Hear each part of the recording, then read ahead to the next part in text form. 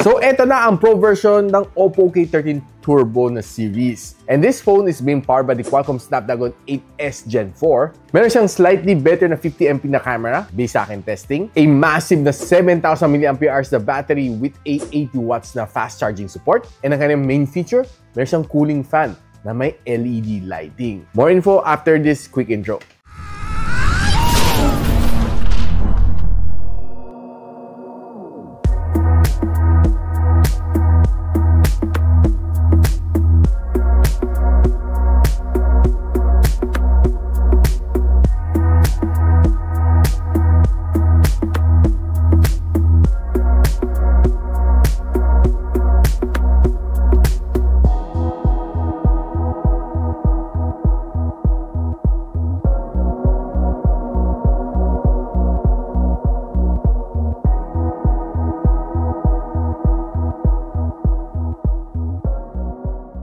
Now, ito si Oppo K13 Turbo Pro 5G na may 12 gigs of RAM and 256 GB of storage. Nabili ko to kay UKDB Gadgets for 19,500 pesos.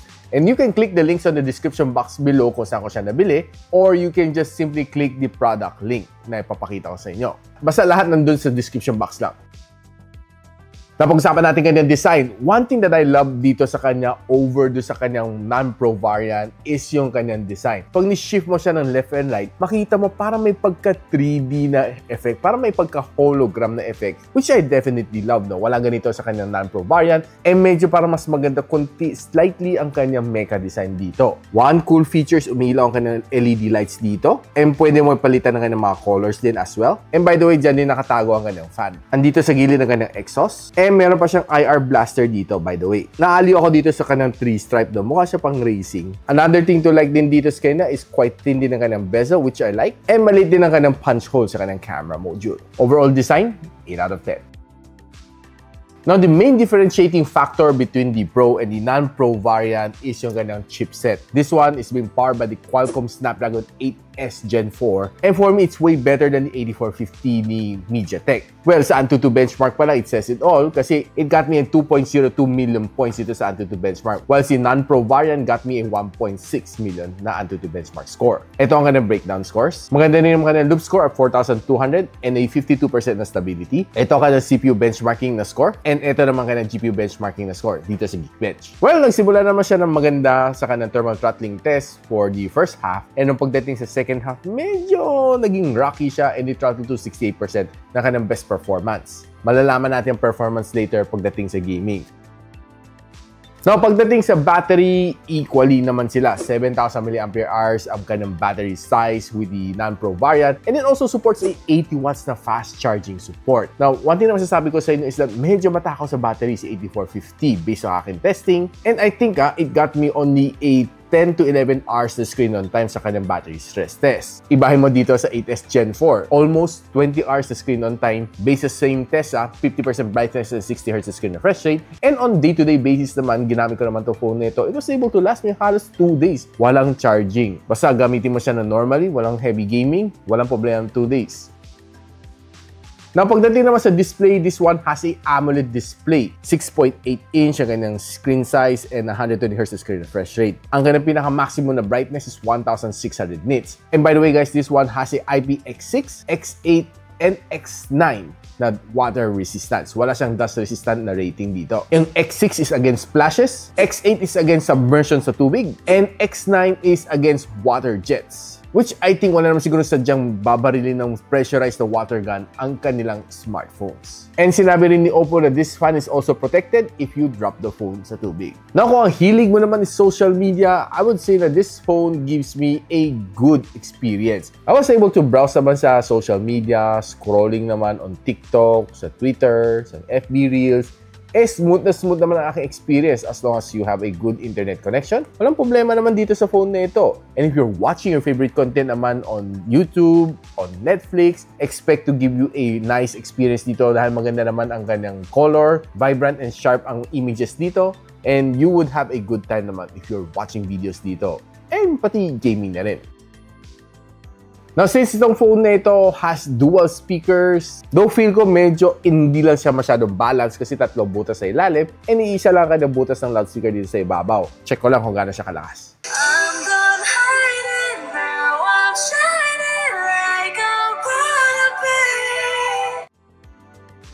So pag-usapan natin quickly ngayon ang gaming experience ko dito sa kanya. Was it good? Better nga ba sa non-pro version? Kamusta naman ang aking experience dito? I played 4 games dito and nilaro ko ang Genshin Impact, Call of Duty Mobile, Wuthering Waves, and Delta Force. Pagdating sa Genshin Impact, sinagad-sagad ko kanang graphical settings and one thing to like dito sa kanya is maganda ang kanyang graphics. Honestly, I sort of like this one a little bit better than yung kanyang non-pro variant. Not quite sure, no? Siguro mas upgraded kunti yung feel ko dito. I'm not really sure why, pero yun lang nafe-feel ko sa kanya. One thing to like dito sa kanya is okay, quite consistent naman kanyang frames. Na-achieve ko na from 58 to 60 FPS. Very consistent naman siya. And gusto ko kanyang touch response, very responsive. Wala akong naging problema sa kanya. The sounds is good. The resolution is good. Very minimal ang kanyang lag. So, siguro meron konti along the way, pero hindi naman masyadong halatado. And one thing to like din is hindi naman siya super init after an hour of gameplay at 44 degrees Celsius. Pagdating naman sa Call of Duty Mobile, sinet ko rin siya sa 120 FPS. And honestly, was able to achieve just that, no?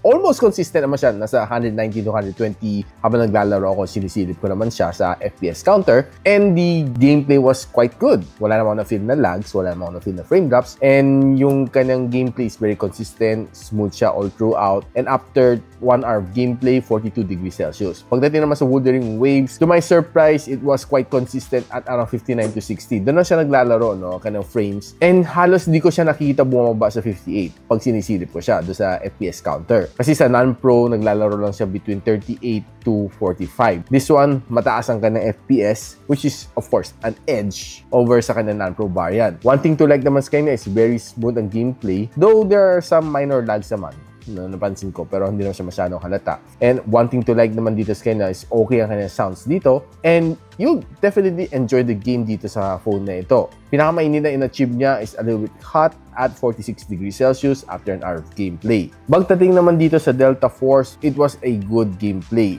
Naglaro ako ng 1.5 oras dito sa game na ito kasi meron akong mission na tinatapos. And one thing to notice dito sa kanya is very consistent naman kanyang frames. Halos naglalaro sa 58, 59. I rarely see it umabot ng 60. And it was a good experience naman dito sa kanya. The touch response is very responsive, magandang kanyang sounds, and the graphics is quite good. Probably this is one of the device na medyo nagusto akong maglaro ng Delta Force, and umabot ako ng 43 degrees Celsius after an hour and a half of gameplay.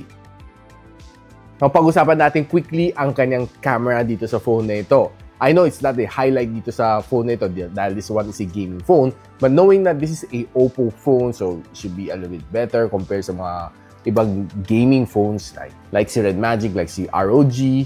Is it any better than the non-pro variant? This one has a 50MP na main camera sensor. Meron siyang OIS by the way, and a 2MP na depth sensor. Kaya na mag-shoot up to 4K and 30, and ang kind of front-facing camera is a 16MP, which can shoot you up to 1080p and 30fps. Now, simulan natin with some of the shots na nakuha natin from the Oppo K13 Pro 5G.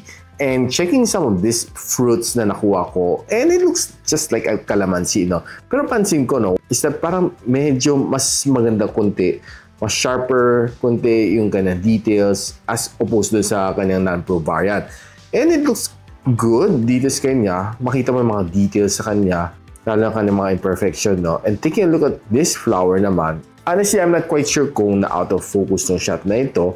Pero I was supposed to focus on this one. Pero hindi ko lang alam kung bakit medyo blurred lang siya. Pero dito naman, looking good naman ang photo na ito. It's a little bit saturated, yes, I know. Pero hindi naman siya OA. And looking at some of this mga bato na to, and taking a look at the details, very much intact yung mga details niya, and I love it. And one thing to like dito sa kanya is medyo mas yellowish kunti kasi yung kay non-pro variant. Dito naman sa rose blonde na ito, I was able to focus it really fast and wala akong naging problema sa kanya. And dito sa flower na ito, looks really nice. I love the color orange reproduction na dito. Is almost the same as kanyang actual na makikita mo, and makita mo full of details naman na capture niya. And also dito sa purple flower na ito, looking really nice and kanyang details. And pati itong parang enoki mushroom, no, looking good din, full of details, lalo na arawan siya, parang ang ganda ng litaw niya. Pati itong sili na ito sa gitna, looks really nice and sharp as well. Now, kung tinignan naman natin itong shot na ito, medyo gloomy lang, no? Kaya medyo parang darker kunti itong figure na ito. Pero kung maliwanag naman araw, this one looks really nice naman. Nagtry naman tayo ng kanyang zooming capabilities. This is a normal shot. And this is a 2x zoom shot. And mukhang okay naman siya after 2x zooming. Now, on another subject, this is a normal shot. 2x. 5x. And this is a 10x zoom shot. Very clear pa rin, Iglesia ni Cristo, and kita pa rin yung logo, pero medyo mas blurred and grainy na siya. If we're trying to take some sunset shot naman, okay naman siya, pero medyo darken na yung mga ibang subject dito. Though itong kanyang sunset is just okay, nothing really special about it. Yun ang masasabi ko sa inyo. If we're trying to take some indoor photography naman on flowers, okay, medyo a little bit softer na siya konti. Siguro medyo mahina ang ilaw, pero this one is looking good. And this other subject is a little bit soft din pag pinansin mo. Pero itong mga bananas na ito looks quite good, and itong mga watermelons. Kung kumukuha ka ng mga signages dito using this camera, okay, wala naman ako napansin na color spill sa kanya. This one is also pretty good as well. If we're trying to focus on some subjects, pag itong mga bean shot na ito, looks okay, not so bad. And kung nag-focus ka na sa mga subject like this one, okay, really nice. And maganda ka ng background blur. I love this one, no? Maganda ka ng pagka-capture and blurring it all the way to the background. Now, pagdating naman sa selfie camera, I would honestly tell you na looking good for a gaming phone. Pag tinignan mo mabuti ang aking mukha, and there's a lot of imperfection. Intact na intact ang mga imperfection. Makita mo mga hair strands, very evident. And I love the details, very nice, very sharp. Pati mga pawis sa aking mukha, kitang-kita. And gusto ko yung skin colorization dito sa aking mukha. Hindi siya pale, hindi rin siya naninilaw, na mukhang may hepa. There are some other cameras na mukhang naninilaw talaga, pangit tingnan, no? This one is looking pretty nice as well. Daw pagdating sa indoor, pag medyo low light, pansin mo medyo magiging soft yung mga shots. Pero there are times naman pag maganda naman ng ilaw on indoors, you'll be able to capture some good shots just like this one. Now, kung naglalakad ka naman using the front-facing camera, surprisingly, it's quite stable. Wala kang magiging problema sa kanya, no? And looking good, kanyang resolution. I love yung quality ng kanyang video. And yung kanyang rear camera is also doing pretty nice and pretty fine. And kita mo, no? Very smooth. Wala kang magiging problema dito, no? You can use this for vlogging as well. Now guys, anong masasabi ko dito sa phone na ito? Honestly, this phone is quite good. It's easily a highly recommended phone over si Oppo Reno 14 Pro 5G, and it even has a better processor than the 14 Pro 5G, which is a Dimensity 8450. Now, one thing to like naman dito sa kanya, pansin ko, no, yung kanyang camera is a little bit better than yung kanyang non-Pro variant, and yung kanyang design dito sa likod looks better. Honestly, I'm really surprised dito sa kanya. It looks really nice. Lalo kanyang 3D effect dito sa gilid, no, which I personally like, pati ka LED lights dito. Pagdating sa gaming performance, this one performs better than the non-Pro variant. Lalo na sa Wuthering Waves, it can achieve 60 FPS, which the non-Pro variant can only achieve at the most a 45 FPS. Now, ano mas recommend ko? Ito o si non-Pro?